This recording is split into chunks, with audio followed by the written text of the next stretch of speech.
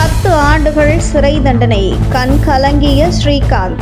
அடுத்தடுத்து சிக்கும் நடிகர்கள்.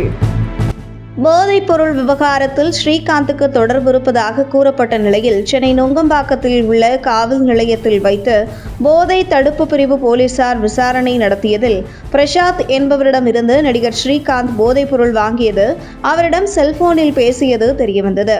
மேலும் ஸ்ரீகாந்த் போதைப்பொருள் வாங்க ஜிபே மூலம் பணம் அனுப்பியது உள்ளிட்ட விவரங்கள் ஸ்ரீகாந்த் பயன்படுத்திய செல்போன் மூலம் அம்பலமானது.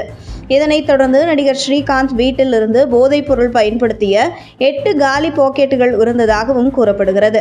இந்த நிலையில் ஸ்ரீகாந்திடம் தொடர்ந்து விசாரணை நடத்தப்பட்ட பிறகு சென்னை கீழ்ப்பாக்கம் மருத்துவமனையில் ஸ்ரீகாந்துக்கு மருத்துவ பரிசோதனை செய்யப்பட்டதில் அவர் போதைப்பொருள் பயன்படுத்துவது உறுதி செய்யப்பட்டது.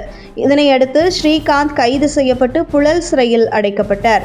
இதனிடையே நீதிமன்றத்தில் ஆஜர்படுத்தப்பட்ட நடிகர் ஸ்ரீகாந்த் தான் தவறு செய்துவிட்டதாக ஒப்புக்கொண்டவர் தன் மகனை பார்த்து கொள்ள வேண்டிய சூழல் இருப்பதால் தனக்கு ஜாமீன் வழங்க கோரிக்கை விடுத்தார். மேலும் தான் எப்படி இந்த போதை பழக்கத்திற்கு உள்ளானேன் என்கின்ற தகவலையும் நீதிமன்றத்தில் பகிர்ந்து கொண்டார்.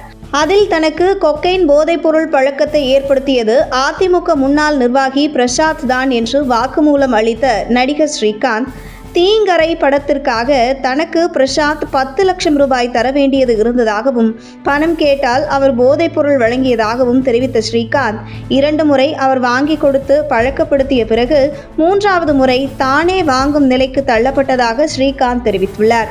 இந்த நிலையில் கொக்கைன் வாங்கி தந்த பிரசாத் தன்னை அடிமைப்படுத்தியதாக ஸ்ரீகாந்த் கூறியுள்ள நிலையில் 3 நாட்கள் கஸ்டடியில் எடுத்து விசாரிக்க போலீசார் திட்டமிட்டுள்ளதாக தகவல் வெளியாகியுள்ளது.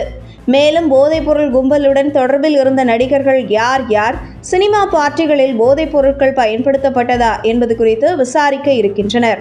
இதற்காக ஸ்ரீகாந்த் காவலில் எடுத்து விசாரிக்க நீதிமன்றத்தையும் நாட உள்ளனர். இதற்கிடையே போதைப்பொருள் விவகாரத்தில் மேலும் சில நடிகர் நடிகைகளுக்கு தொடர்பு இருக்கலாம் என சந்தேகிக்கும் போலீசார் இது தொடர்பாக விசாரணையை தீவிரப்படுத்தி வருகின்றனர்.